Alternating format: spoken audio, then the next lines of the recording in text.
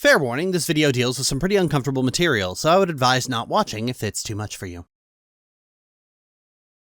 The first two Baldur's Gate games are two of the best RPGs ever made, a long, arduous story about trying to defy a nature that hounds you at every turn, being thrust from the safety of your home to be free game for a swarm of vultures desperate to consume your divine essence for themselves. It practically pioneered an entire genre of character-driven RPGs where the relationship to your companions is just as, if not more, important than the big grand-scale RPG plot, where the focus isn't on a nefarious evil villain on the horizon but on confronting your own inner demons in a way RPGs had never done before, where the role-playing had less to do with the numbers and the game mechanics, but on the branching narrative dictated by your decisions. Previously the sole domain of BioWare, this genre exploded into popularity during the 2010s, before dying a gruesome, grisly death in the 2020s, murdered by the twin horrors of self-conscious irreverence and Twitter thirst. But it can't be understated just how good the original Baldur's Gate was. Traditional PC RPGs were going through a slump when it came out, largely overshadowed by prettier games that were more immediately spectacular. Baldur's Gate, with its beautiful pre-rendered visuals and aspirations to sit alongside Forgotten Realms fiction, a level of care in the writing not seen in CRPGs at the time, caused it to be explosively popular, selling 1 million copies by 1999. Baldur's Gate was adored for its massive cast of silly characters and its open-ended approach to gameplay. You could just go on an adventure, follow the main story if you wanted to, or go to that place over there and see what you could find. In every single area, you would find at least one handcrafted quest. Before this, the closest thing to that level of exploration was Daggerfall, which used procedural generation to recreate a massive world with little to actually see in it.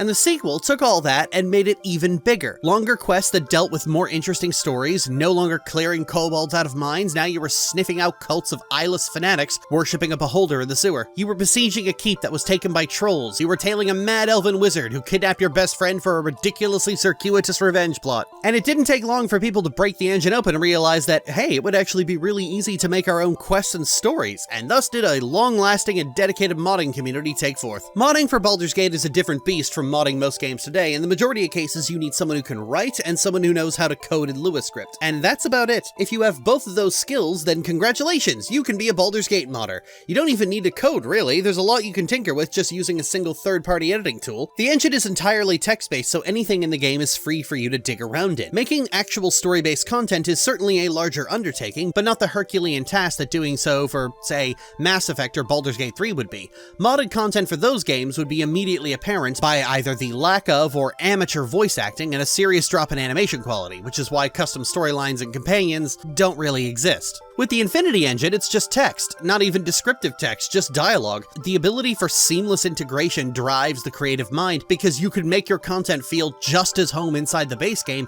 as the material made by the developers. This means a lot of extremely ambitious mods have been made for the series over the years. Probably the most well-known is the BG1 NPC Project. See, the difference between BG1 and BG2 is like night and day. Characters in BG2 have entirely fleshed out storylines, quests, the possibility for goofy romance, and even plot relevance. In the first game, characters are flat, have few banter dialogues, and have rather one-note personalities. This is actually because BioWare hadn't expected you to get attached to any of them. Party members are capable of permanently dying, and so BioWare had to encourage you to treat them as expendable. There were party members only accessible in certain chapters, specifically because BioWare expected you would be losing friends at quite a pace, which is a concept an RPG hadn't really done since then. No, that's not true, at least the painful does it, my mistake. They never expected you to care about them, and certainly never expected you to keep the same party the entire time, but that's what people did.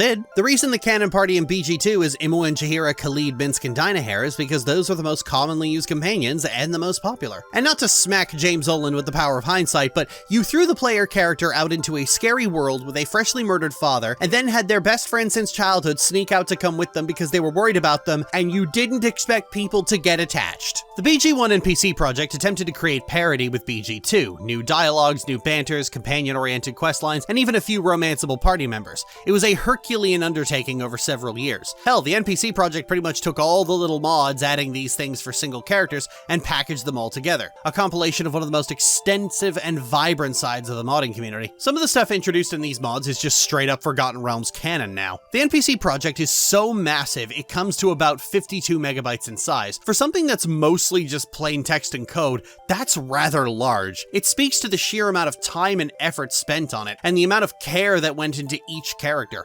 all of them sorely underserved by BioWare believing people wouldn't get attached. BioWare didn't make that mistake for BG2. Every companion was as detailed as they could possibly be. Well, except one. I've spoken at length about Imoen in the past. She's the first party member available to the player in both games, and is unique in having a history with the player, having grown up together playing in Candlekeep. Imoen was a last-minute addition to the first game, added to solve the issue of there being no non-evil thieves before Chapter 4, and hastily added from recycled assets. Imoen in the first game didn't even have the bare-bones BG1 banter, because she was added too late and they had no budget left. Imoen was the character who got the most dialogue added to her by the BG1 NPC Project, because in spite of her lack of banter dialogue, her silly personality and best friend status meant a lot of people really liked her. It helps that she's actually really good for her class, having better dexterity, constitution, and intelligence than fighter thief Montaron, and having the stats to dual class into a mage. Imoen was just a character you could never go wrong with. Anyway, Imoen was so popular that BioWare actually went back on plans to kill her off in a ridiculously circuitous route in the last second during the development of Baldur's Gate 2, and because of this sudden change, Imoen was once again left without proper dialogues outside of her mandatory quests. Something that would be fixed in Throne of Bhaal, so Imoen survived Throne of Bhaal but was left mute. And just like how modders sought to fix the dearth of meaningful content in Companions in the first game, with special attention paid to Imoen, several people sought to fix Imoen's dearth of real content in the second game. Imoen Friendship by Kalori is a modestly sized pack of banter dialogues, and Imoen Forever by Jatesi allowed Imoen to remain in the party in Chapter 2 and 3, and gave her a modest number of banter dialogues as well, without completely breaking the story.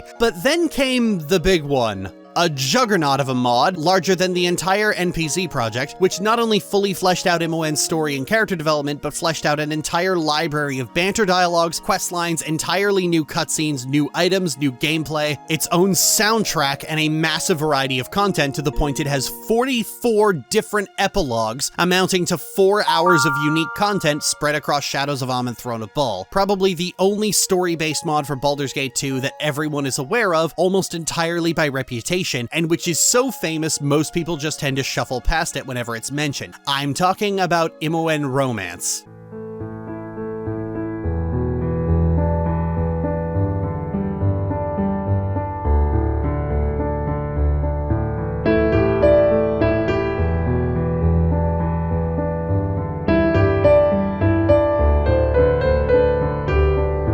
Let's get a few things out of the way. First of all, yes, this mod includes incest, although it does address and deal with that issue, or rather lets the player deal with it. So for the rest of the video, we're going to be walking with the story to its pier. So get your childish ews and washing machine and Alabama jokes out now, because for the rest of this video, we're going to be entertaining the subject like adults. Secondly, despite its name, Imoen Romance is actually a massive expansion designed solely for Imoen. It gives her everything a companion is supposed to have that she inexplicably doesn't. Banters, unique items, break conditions, and companion quests. It does make her a romanceable companion, but just like Aerie and Hair Talise, she has other options if the player doesn't pursue it. Particularly, Imoen develops a strong friendship with Aerie and can even develop into a romantic relationship in Throne of Bhaal if the player doesn't get there first in either case. More on that later. The majority of its focus is on the after effects of Imoen's torture during Spellhold, and recovering from what she'd been put through. It deals with trauma, violation, comfort, coping mechanisms, and does it all very respectfully. It allows Imoen to develop a deeper connection with Gorion's ward, and gives her more ability to interject during the main story. It arguably elevates Imoen to co-protagonist,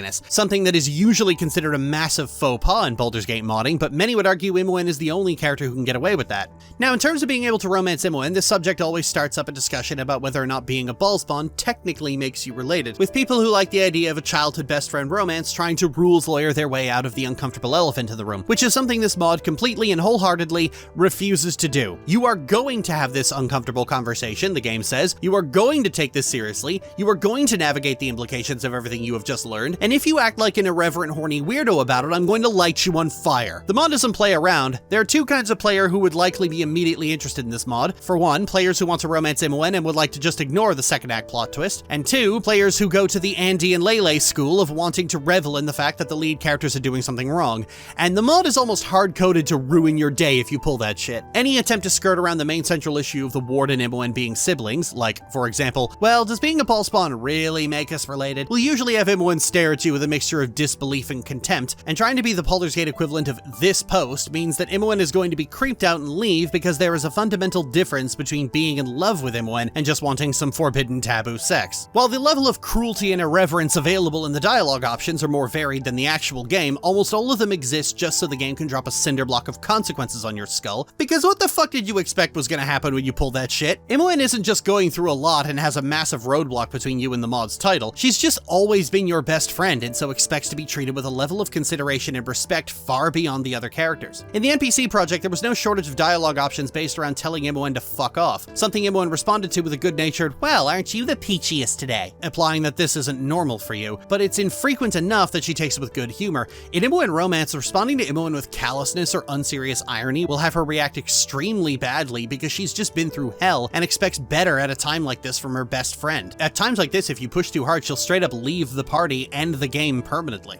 I quite like this. RPGs of today don't have the time or resources to create a massive cast of companions, so even losing one companion permanently is usually saved for near the end of the game, so you either can't be too mean to them for the sake of a cohesive story, or they just take your abuse on the chin. If your behavior starts getting especially egregious, the plot will grit its teeth and come up with some excuse as to why Captain Wonderboy didn't just cap you in the back of the head. Imoen isn't like most RPG companions. You didn't just meet in Act 1 and decide by virtue of the plot says so that you have to stick together. She has history with you, and she's here because of that history, which means that the only thing holding her to the player can be destroyed. In the base game, Imoen is the only companion who won't leave based on reputation, but this mod gives her a whole new set of conditions to leave under, all of them deeply personal and intimate.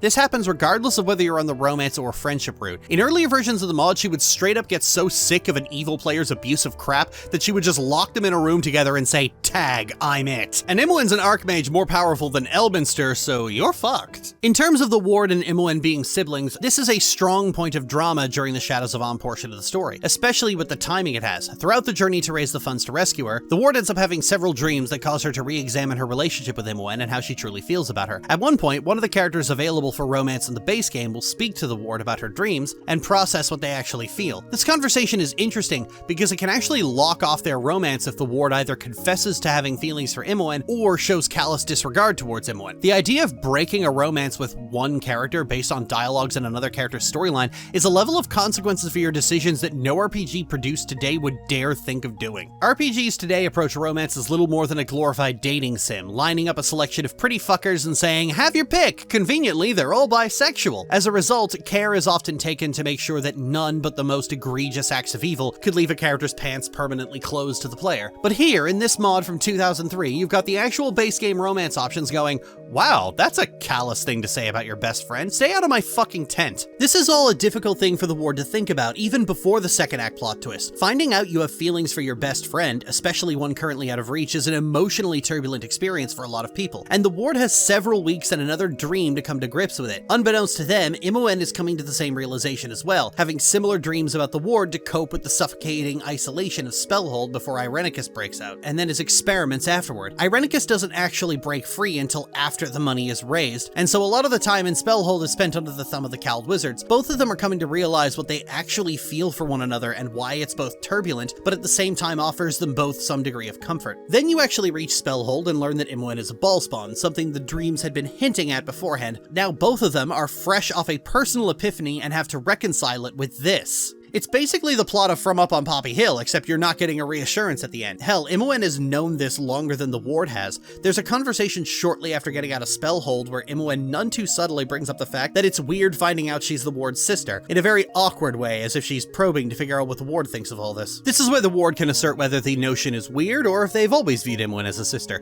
Strangely enough, I checked and this conversation doesn't lock the player into the friendship path, in spite of the fact that it probably should, for reasons that will become evident later. Imoen, however, is extremely weirded out by the prospect. It bothers her, and of course, we know why. It's not like they knew this their entire lives, it's a brand new revelation for them, coming immediately after a revelation it is in direct conflict with. It actually brings into question why neither Gorion nor Winthrop chose to tell them the truth at any point. Even when telling the Ward that she's a ballspawn, why never tell her that Imoen is one as well? You're telling me that both Gorion and Winthrop, knowing the two of them were both ballspawn, decided not to tell them and let them grow up thinking they were just best friends, all while being the only people their age in all of Candlekeep? Oh, that's a risky little game. This is where the mod diverges. The story modifies other base game conversations where any instance where other characters refer to Imoen as the Ward's sister, she can politely correct them that they're just friends, and other conversations that imply the same are littered all over Chapter 2. But it's not until after getting Imoen back that things start to really settle. The two of them discuss their dreams. Imoen rather embarrassingly admits to the extent of her daydream to either awkwardness or bemused laughter, and this is where the player has to make a decision of what route they're taking. Despite being separate routes, with the exception of one or two story arcs, the majority of the content and conversations are the same, and the relationship between the two characters is the same. The only notable differences are a lot of smooching and suggestive dialogue in the romance route, and a lot of enjoying the fact that they're siblings in the friendship route. It actually makes sense that the relationship between the two isn't all that different. Best friends who have spent the majority of their lives together already know and are comfortable with each other, so the decision to have a romantic relationship wouldn't change much between them. But the actual draw is that it sits down and addresses the fact that they're siblings.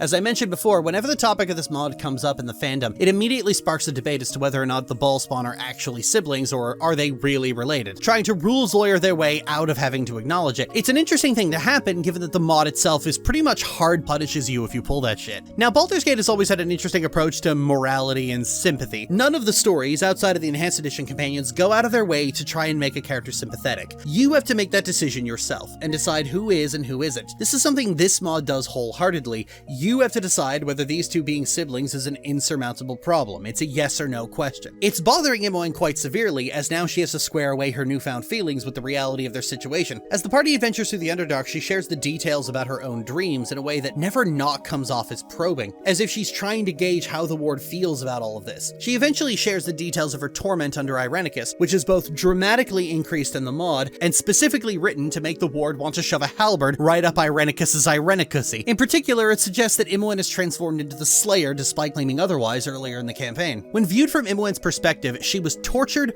whisked away from her escape by her torturer, languished in a cell being subjected to Irenicus's experiments, and her only escape was from the occasional salacious daydream about her best friend. Then, 2 weeks later, said best friend comes barging into an unescapable asylum, having hauled ass all throughout the realms on a deranged rescue mission. In a conversation in Spellhold, Imoen asks why it took so long for them to come get her, and when the ward tells her it's because the rescue mission had a price of 20,000 gold, which necessitated going on dragon killing sprees, she is immediately taken aback. Not only is that a comical amount of money, but the ward paid it. If Imoen didn't already feel value before, that would certainly do it. Welcome to Swoon City, population fuck you, I guess. All of this has given Imoen more confusing feelings than you could shake Abi Dalzim's shaky stick of shaking at. They spend the entirety of their time in Spellhold and the Underdark decidedly ignoring the tension rising between them. Jaheira notices though, and even confronts Imoen about it, to which she hastily denies anything, and Jaheira looks at her like,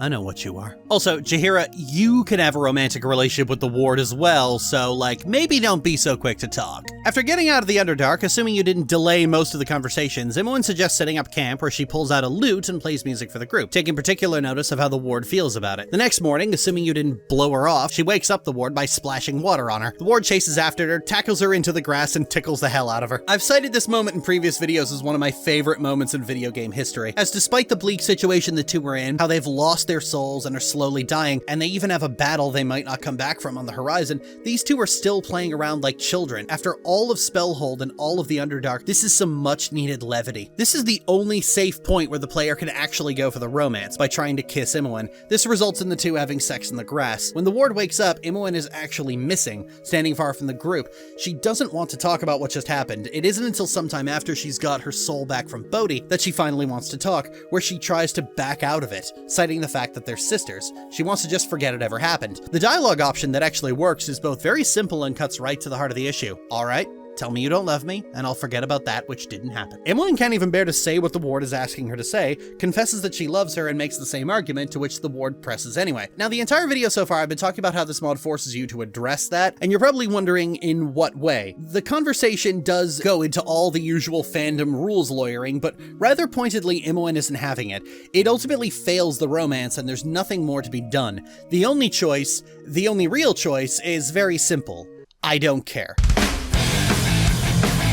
You can lather on all the excuses in the universe, but at the end of the day, they are only ever flowery, cowardly versions of I don't care. Imoen doesn't even care, as after enough pressing, she confesses her real fear is that the ward might hurt her, which is, okay, it's not an unfounded concern, but it ultimately doesn't matter as the two kiss anyway, and Imoen even apologizes, claiming that she was just scared. None of the rest of the stuff mattered to Imoen either. She said as much 3 hours ago, and this is why it's so crucial not to talk around the issue. What she's ultimately asking the ward is if she's worth it regardless. And with that affirmation, the two are together.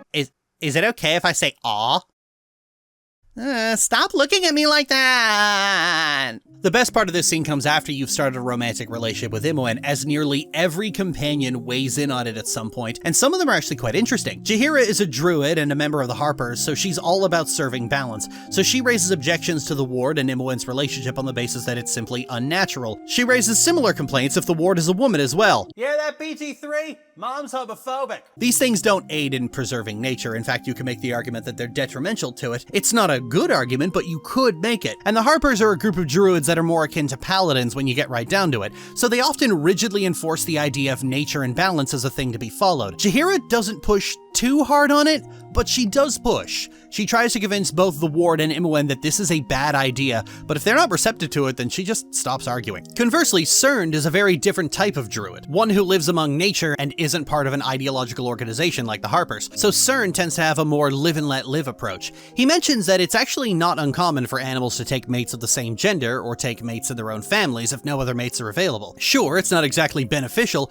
but the interesting part about nature, and why this contrasts so well with Jaheira, is that it doesn't actually care. Animals make their decisions to their own peril, and societally enforced taboos are a trait typically only found in animals who live in packs. Cerned even suggests that being a ball spawn means it's only natural that the ward would seek out her own kind, suggesting that the ball spawn are actually a race and not a lineage. Jaheira speaks of the ball spawn as an aberration of nature, while Cerned suggests that the ball spawn are natural simply by the fact that they exist. I really like this exchange. I like how it speaks to the wildly different attitudes that two people of the same class and alignment can have just by virtue of how they view that which defines their class. And I especially like that Jaheira is the one who takes the opposing viewpoint. I think it's very in character for her. She speaks simultaneously as a servant of nature, but also a concerned and disapproving parent. And I like that they gave the really nuanced and interesting viewpoint to Cerned, a character who was otherwise largely ignored and never used because his class is bad. The really interesting aspect of this conversation is that this is the kind of stuff that players would use to argue with,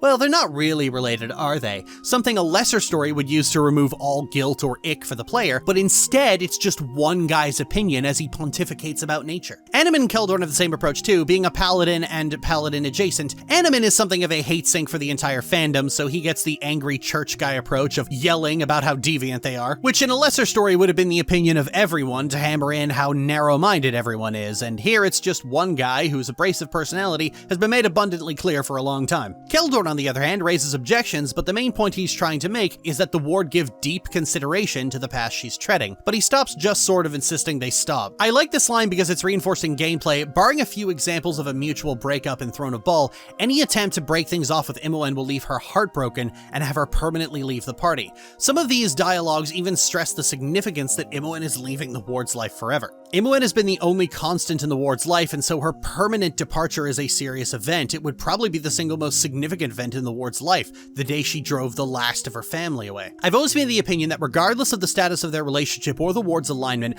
that Imoen is what the ward loves the most, superseding anything else. That the trauma of losing her father and her home on the same day, and having only Imoen for comfort, has led to the ward having a much greater affection for her than when they were simply children playing. This is something reinforced in much of the game, such as the ward taking on an entire crusade just because they hurt Imoen, or tearing after the cowled wizards and breaking into Spellhold, a previously impenetrable fortress, just to rescue her. Imoen gets captured by the cowled wizards, and the ward doesn't even take time to recuperate from her torture at Irenicus's hands. She's off raising money for the rescue immediately. Her very divine soul takes the form of Imoen in her dreams. I've always felt that Irenicus took Imoen because he knew the ward would come after her, and her absence would stress her out severely and leave her more willing to indulge Bhaal's essence. It's why Irenicus is in the second and third dreams as well. Without Imoen, she's finally vulnerable. The ward encounters roadblock after roadblock, delay after delay, betrayal after betrayal, until finally it's all too much and she turns into the Slayer the instant she sets eyes on one of the people who hurt her friend. And I like that this mod makes the decision to enter a romantic relationship with Imoen a very significant one. If she goes in too deep and tries to pull out, Imoen will be left heartbroken, then that has serious long-lasting consequences that you can't take back. I mean, unless you load a save. I also like that Keldorn and to a lesser extent Valigar kinda just don't bother with raising objections to their relationship in general. They do openly say they have them, but they mostly keep it to themselves, with Valigar explicitly stating that he knew it would fall on deaf ears. It's not my only objection, but it is my strongest. I'm not surprised you disagree with me, and now you know why I found it wiser to keep my opinion to myself. Which makes a certain amount of sense. The fact that the two of them are doing this means that any objection you raise is likely one they have already considered and clearly don't care. And Valigar's not Jaheira. He's not family. My only issue with this conversation is, well, while their reasons for withholding their objections are interesting, this results in a situation where all the good aligned characters have supportive or ambivalent reactions. While I just said that making Jaheira judgmental was a good thing, she still doesn't raise too much of an objection, not as much as Imoen does at least. And Nalia and Aerie are the same way. They're extremely supportive of the ward and Imoen. Even Valigar says the fact that Imoen is a mage is his strongest objection,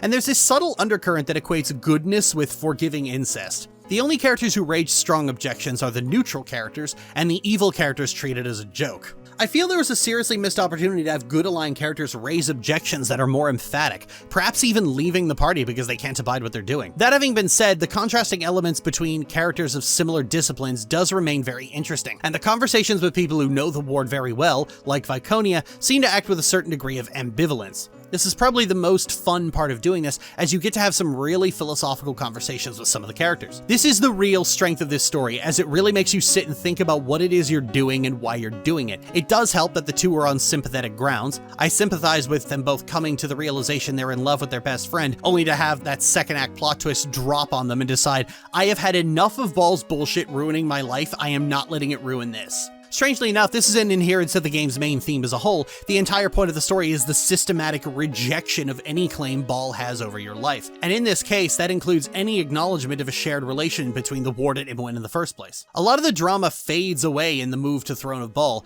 and now you get to settle into the actual being in a relationship part. This is interesting because few RPGs really know what to do here. By the time you've settled a romance, you're already at the final mission with few places left to go. Mass Effect is probably the only game to figure out what to do about this. Shepard's romance with the Vermeer survivor is actually on the rocks between the second and third games, and there's a lot of drama around whether or not it'll last. Conversely, the relationship with Garrus and Tali gets to be really fleshed out and interesting, while every other relationship is stuck in limbo with those characters not actually in the party. Actually, no, that's a lie. Star Wars The Old Republic also gets to take advantage of this with the romance with Lana Beniko, especially since the player character doesn't meet her until Shadow of Revan. They have the entirety of the class campaign and Makeb to develop as a character on their own before developing a relationship with Lana. Throne of Bhaal's section for Imoen's mod fully explores the relationship between the two. There's a whole new set of flags and variables, and now rather than just waiting for love talks to happen, you actually have to use the dialogue command to initiate the dialogue yourself. Shadows of Amn section did have moments where you could force talk Imoen in different places to spend quality time together,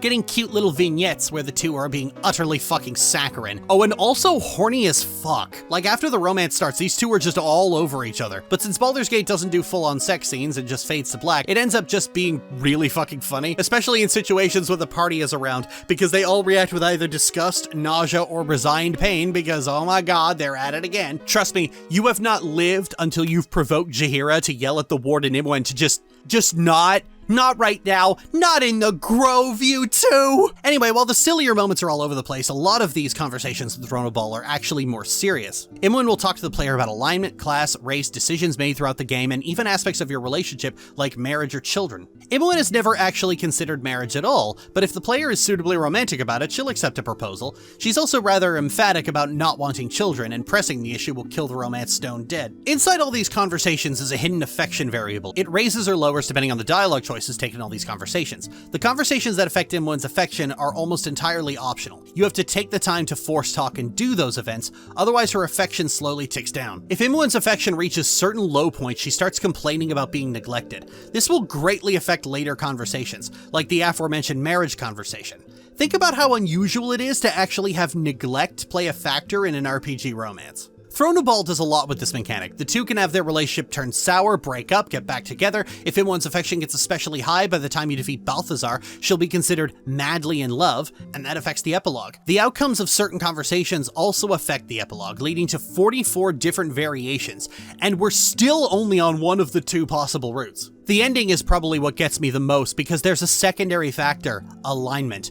Most people probably didn't think of their alignment when they make their character, since you could take an evil alignment and then be a heroic do-gooder anyway. But this mod really makes you think about it. Remember, Imoen is neutral good. She likes helping people and she chides you when you do evil. So what happens if you pursue a romantic relationship with Imoen, but you are in fact evil? Well, here's the epilogue if you stay mortal and she's madly in love. With the Ballspawn saga at their backs, Imoen and the Ward were at last able to roam where they pleased. At Imoen's behest, they returned to Candlekeep for a time, both to put her worries for the keep at ease and to see old Puff Guts again. They found it much as it had always been, only smaller. Despite Imoen's new appreciation for the magical tomes in the library shelves, it was not long until the couple was on the road again. Much as Imoen had privately feared, the Ward's evil nature did not change after their divine essence was forfeit. Her power was as great as her ambition, and neither would be held back by morals or scruples. For a time, Imoen turned a blind eye to increasingly ruthless deeds, desperately in love and far too afraid to lose what they'd fought so hard to nurture. Aware of Imoen's discomfort, the Ward tried to shield her beloved from her actions as best she could, for her love was just as deep and genuine.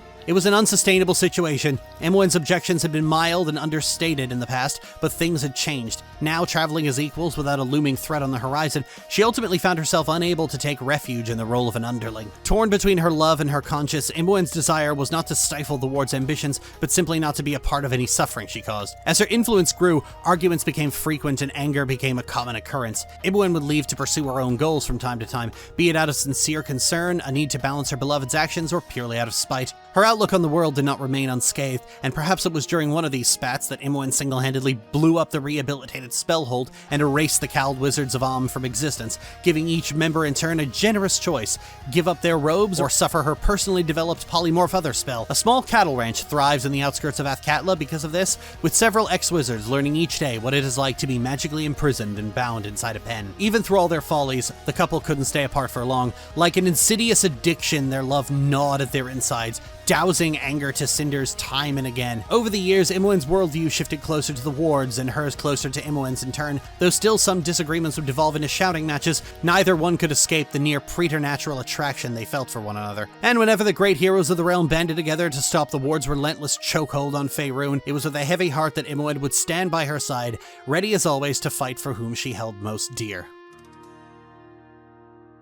Holy shit. Given how little your alignment matters in this game, it can almost come as a surprise when a decision you made in BG1 comes in and completely alters the trajectory of a story you've invested 20 hours into at this point. This relationship is capital B bad, and the best part about it is that it's not even like the Ward is some vindictive abuser. Her love is genuine, but she and Imoen are simply too different. They don't work together, but they are too in love to split apart. It's far worse for Imoen as the Ward is realizing all of her ambitions. It's only Imoen who is being harmed by it. Seeing it described as an insidious addiction had my skin crawling, and the player's feelings are not spared. This is bad, and it's hurting the person the Ward loves the most.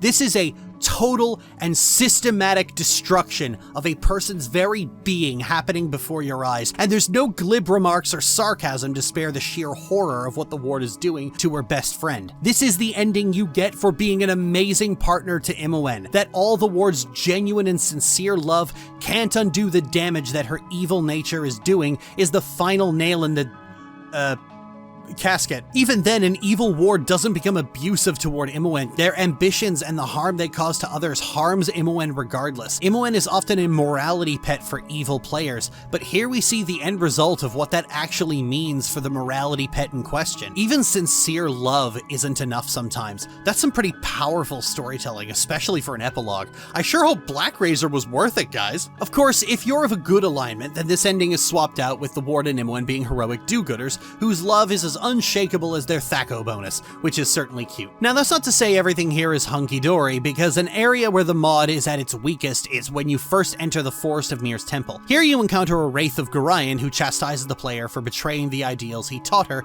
and becoming a ruthless killer. This is actually part of the base game and includes a section where someone connected to your romance will appear and torment them as well, something that the Enhanced Edition and every romance mod includes their own versions of. Imoen Romance has one like this, and in true Imoen Romance fashion, it's about 5 times as long. long. The entire Candlekeep gang shows up and laments how the Five destroyed Candlekeep and blames the warden Imoen for it. Then Winthrop shows up and tells Imoen he doesn't care about any of that, but he is disturbed by the news that they're now together. This is the weakest scene in the game because it's mostly the Wraiths performatively gagging and heaving, while Imoen and the ward yap about how love is love and they're all being mean. For a mod where just a few hours ago I was talking philosophy with a druid and having a paladin warn me about the gravity of my decisions and how my situation makes those decisions 10 times more important, this is extremely facile and dull. The Shadows of Portion treated this with the seriousness it deserved and made the decision to engage in a romance in spite of that both difficult to actually pull off and have the weight it should have. The Throne of Bhaal segment does away with that in favor of soapboxing, which is sorely disappointing. I've said it in the past that Imoen Romance is my favorite RPG romance ever, and that is entirely down to the fact that it is so unbelievably expansive. The sheer variety of outcome, the details in how our relationships work, the cute little moments of random affection combined with serious questions about their future, all speaks to a level of care and attention to detail that you just don't see in any other RPG romance. The only thing that comes close is the romance with Garrus in Mass Effect, and that's largely because it follows the same structure by taking advantage of 3 campaigns to go from friends to developing a romantic relationship to then exploring that relationship. But even then, it lacks the sheer variables, mostly because a fully 3D game is just incapable of being as big and expansive as the original Baldur's Gate trilogy was. And there's a good reason why we've never seen anything on the same level before. Imoen Romance is so expansive because it's a passion project dedicated solely to Imoen, and it's a mod, so financial costs aren't a factor. Large mods for Baldur's Gate 2 are neither expensive nor time-consuming to make. In a conventional video game, rather than give every single character a real story to follow with regards to their relationship to the player, more time is spent making a variety of characters, all with shallower stories and relationships, and with no previous ties to the player, because it's more financially viable to present gamers with a collection of waifus to pick from than writing an actual romantic story. I think it would be interesting for a traditional BioWare-style Western RPG to have only one romanceable character and spend all the time that would have been spent mocapping sex scenes on making that one story as good as it can possibly be. But if you do something out there, like make them the wrong gender, or if their tits aren't big enough, or if their face isn't anime jailbait enough, or if they're black, then you're going to have players whining in your support forums, and no amount of talking about the story you wanted to tell is going to appease them. It's not that AAA games can't give that kind of detail, but even if they tried, a lot of those details will simply be lost to an audience that only ever skims the surface. You're doing it right now as I fucking speak. To me, the Imoen Romance mod is the platonic ideal of how to do RPG romance, not because of its subject matter, but simply because of how in-depth and how detailed it is. And when it does get into controversial subject matter, it treats them with a level of seriousness I've not seen many stories do.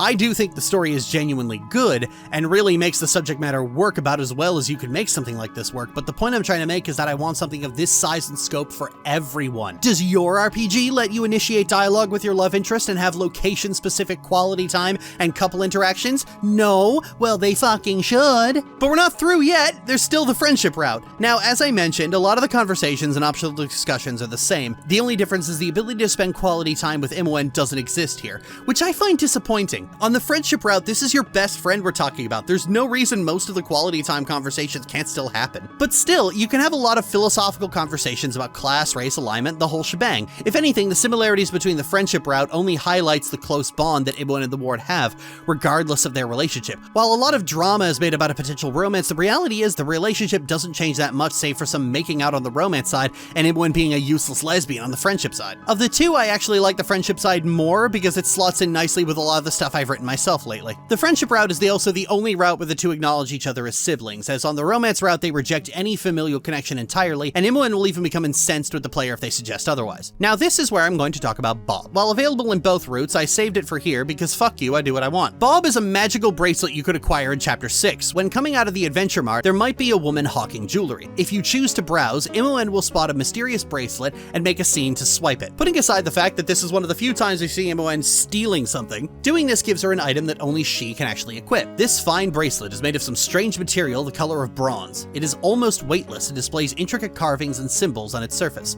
They don't belong to any language you understand. It was acquired by Imoen from a traveling merchant at Joaquin's Promenade. Acquired is to be read as stolen. Its origin is unknown, perhaps a family heirloom or an ancient artifact long lost and recently recovered. It certainly does not look of recent make. It is clear that Bob, as Imoen has dubbed it, They all have these grand, silly names. Bob suits him just fine. harbors considerable power within. Though intriguing, this property doesn't seem to be nefarious. The artifact itself emanates a strong positive energy, as if somehow willing to be of assistance. This, combined with its fine craftsmanship, seems to convey the wearer in a kind of supernatural grace and elegance. Additionally, Imoen claims to be able to think better, whatever that might mean. Needless to say, Imoen is extremely protective of Bob and will in all likelihood chew your head off rather than let you use it, sell it, or do anything untoward with it. Bob improves Imoen's dexterity by 1 and her casting speed by 2.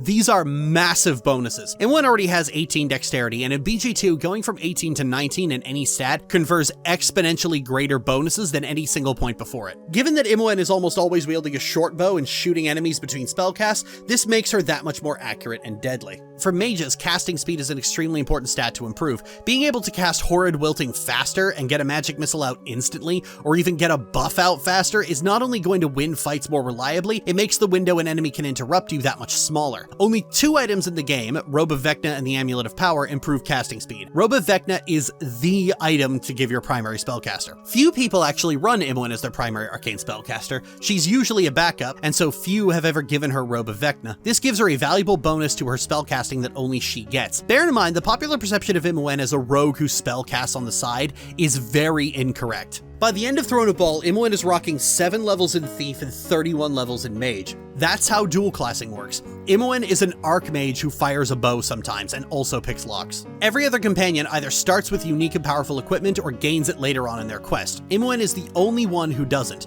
This mod fixes that. Furthermore, Bob has a questline of his own. In Throne of Bhaal, you can talk to the owner of Arcana Archives, who will take a tracing of the runes on Bob and research them. Catching up with him in Kethrin later on reveals that the bracelet is holding a trapped planetar named Serenthis, who was caged there by a demon. The bracelet's actual name is Calcin. If you make a deal with the demon, you could destroy Serenthis, drain his power into the bracelet, improving its stats and granting an extra 7th, 8th, and 9th level spells, and gaining a free cast of Greater Whirlwind and improved alacrity. However, doing this disgusts Imoen so completely that if you're in a romance with her, it will end. Depending on other factors, she might actually leave the party entirely. Destroying a celestial being to steal its power is so beyond the pale for her that it fundamentally changes her opinion of you. Instead, if you're not a psychopath, you could free Serenthis, who will make a pact with Imoen. This gets rid of the bracelet, but gives her the ability to summon a unique Planetar. Summon Planetar is a high-level mage ability that summons in an extremely powerful ally that hits like a truck, resists magic, has a Vorpal effect, and has numerous immunities. Ordinarily, this takes up a level 9 spell slot, but instead Imoen gets it as an innate ability,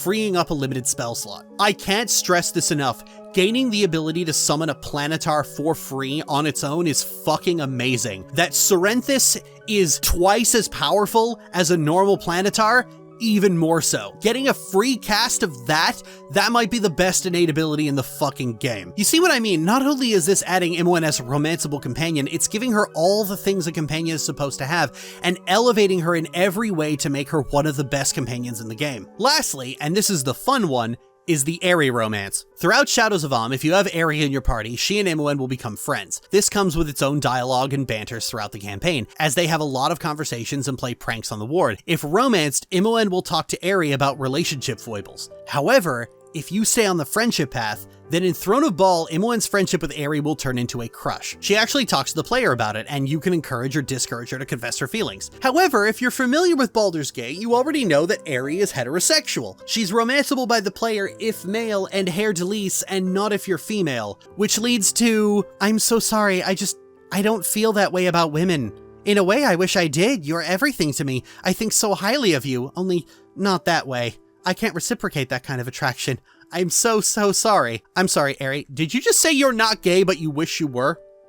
Aerie. Aerie. As you continue through the campaign, you eventually overhear a conversation where Aerie has suggested that Imoen cast a wish spell to alter reality and make Aerie attracted to women. Look, it's a moot point because you're not into the ladies, and there's no way I'd use a freaking wish spell on you, so the conversation's over. I don't know why you're so concerned. We won't rush into it. We'll do the research and make sure we are getting everything right. You don't understand. It's not within the tried and true parameters. It falls on crapshot territory. Who knows what might happen to you? To us all, reality is a devious thing.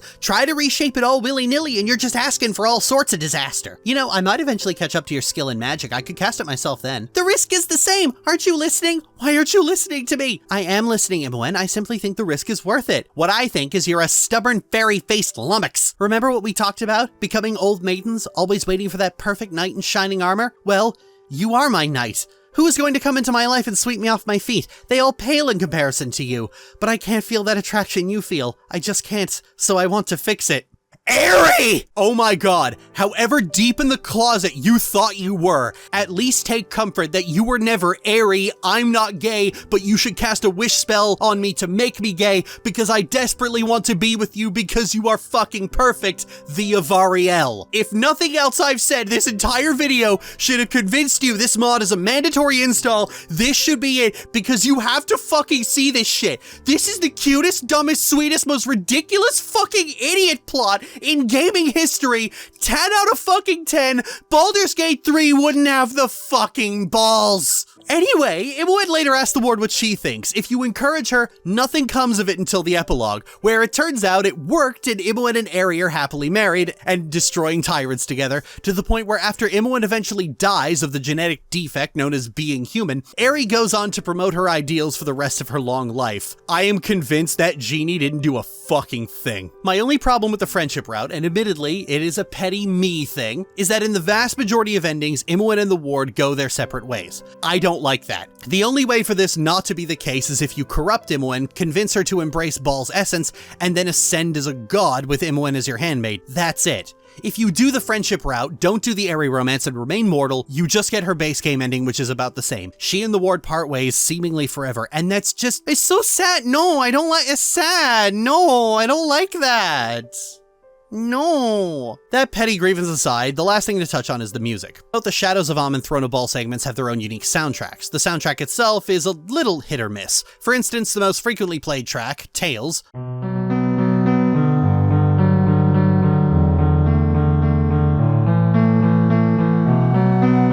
yeah, it's both very loud and very harsh. Funnily enough, it has the exact same melody of Purity, another frequently used song.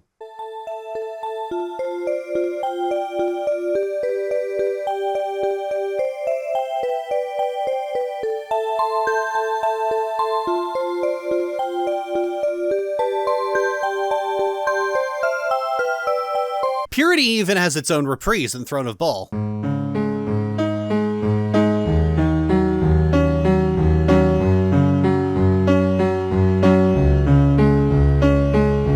And another track, Breakthrough, has the same melody running alongside it.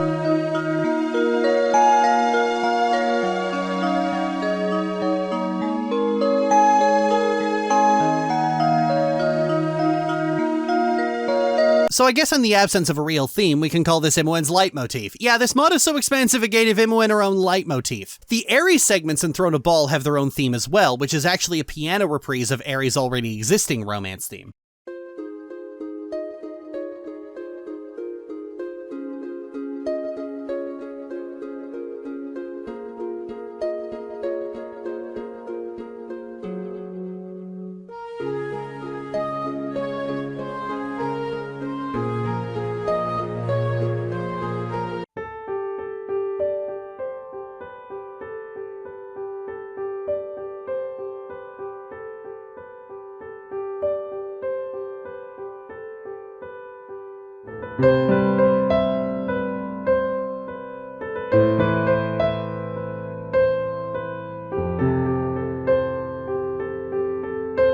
Oh my god, that's beautiful. I might actually cry. The soundtrack is genuinely amazing, and not just because it came with a full fucking soundtrack at all. Some of the songs are quite moving and really fit the mood the story is going for. And then others are, Dawn.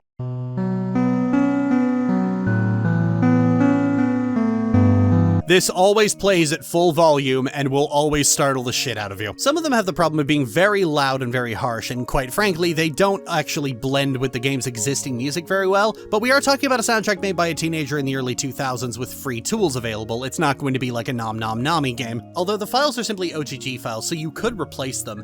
Imagine if instead of the dream world music, whenever you have an Imoen dream, you just hear something's wrong. I lurk behind your soul in the very fiber of your being. I am the only thing left when mind and reason are stripped away. This would be perfect for a friendship route playthrough where you want to view the dreams as a corrupting element of the taint and not a moment of self-reflection, especially when the dream Imoen bold-facedly tells you that's what she is. Now, while we've exhaustively gone through the subject matter, you may be surprised to know that this is actually not why this mod is so infamous. Look, cards on the table, incest is not as contentious a topic in storytelling as some people like to think it is. 20 million people tuned in to watch the Game of Thrones finale after all, and an audience hungry for sister fucking got 5 Dollenganger books written and got them all adapted into salacious TV movies. And that cannibal incest game, despite being terrible, elevated the developer from shameless ripoff artist to fucking millionaire overnight. People like you, who retch at the subject and devolve into self-protective spewing of the same 3 jokes, and people like me, who are ambivalent at best and apathetic at worst, are a minority and has been proven so many times. No, the mod was infamous because when it first released incomplete in 2003, it was about what you'd expect from a teenager in 2003. Corny as hell, cheesy, very over-the-top and melodramatic, and containing a dozen different dialogue options that amount to try and force yourself on Imoen, and she turns into a glowing silver mage version of the Slayer and kills you with ghosts. It was eventually rewritten in the 2010s by T.C. Dale, and the long-awaited Throne of Bhaal segment finished by the original author Israel Barbazano, 12 years older, wiser, and now a professional published author. Hell yeah. The original version was still available for download until the site went down earlier this year, which is an amazing commitment to preservation. I don't even like keeping good videos up that are older than 10 years. You can even play that version yourself, although you might need to track down or pirate the original pre-enhanced edition version of BG2. It's a fascinating relic of early 2000s youth fanfiction and all the cringe therein. Then again, the mod as it exists now is no less cheesy, silly, or heartfelt, it's just not as superficially edgy. Anyway, that's the most controversial mod in RPG history. Although if we're being completely honest, Saraleth really should be the one holding that title. Sequel video. No!